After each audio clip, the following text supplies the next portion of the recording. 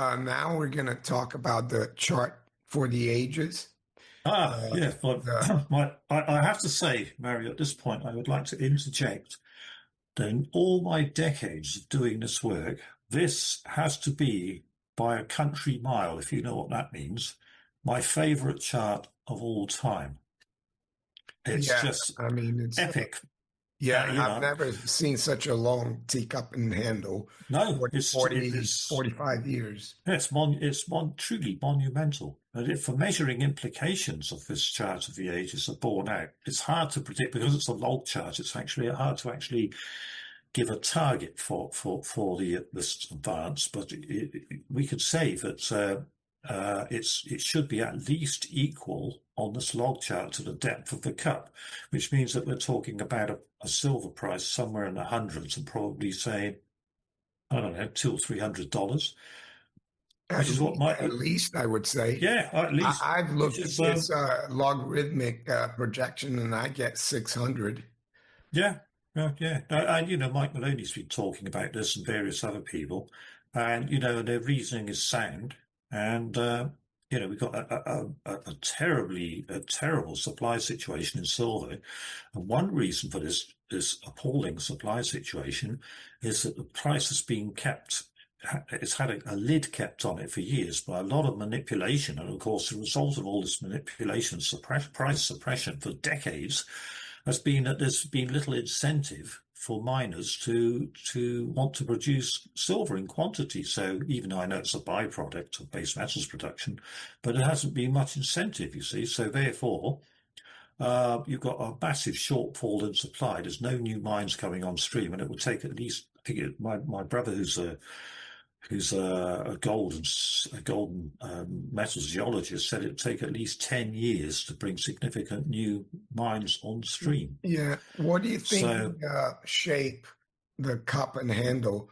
Do you agree with me that it's showing that it's been kept suppressed for so long, and yeah.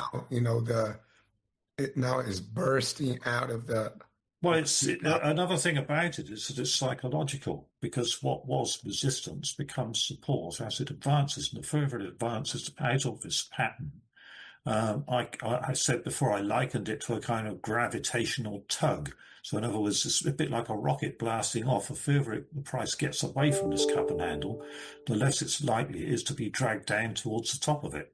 So, we've been seeing it make silver making new highs in recent days and weeks, and it's got up near to 70 as we speak. It got up to about 69 this morning, and it's well on its way. And this chart, remember, I produced this chart about 4 or 5 months ago, I think it was, when it was still inside the pattern.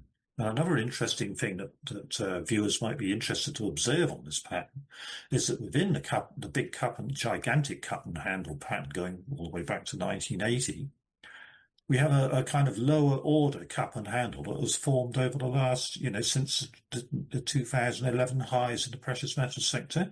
You see a lesser order cup and handle, which we were following in much more detail in the past. And it's also predicting a breakout. That's what makes that key, that $50 level. I labeled it $55 just to make sure it got well clear of a resistance.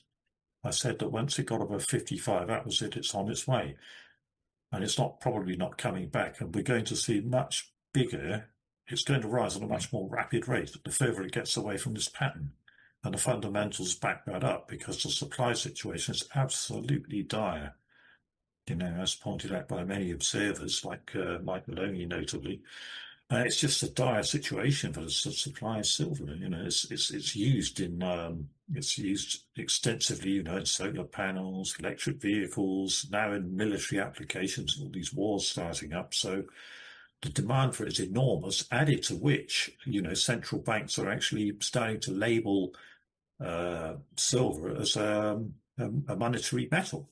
Yeah, And yeah, in addition to which, it's been afforded critical minerals status in the US, I think, in the recent and past. So, China too. yeah. So, what's to stop it, basically? And, China China's going to put export controls as of the 1st of January, and yeah, they're the second biggest producer of yeah, silver.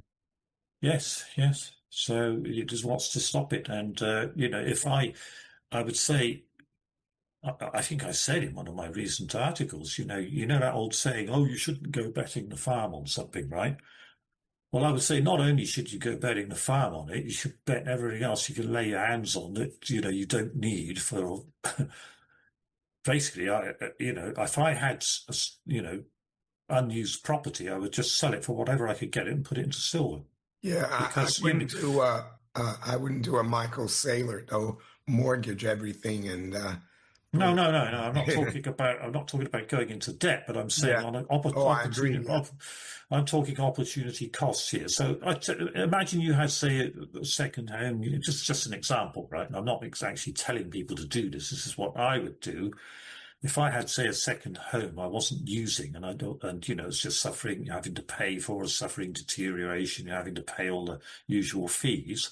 I would say sell it at a 20% discount and buy silver. And you say, oh, well, you sold it at a 20% discount to market. But if silver goes up 100% in a year, who cares?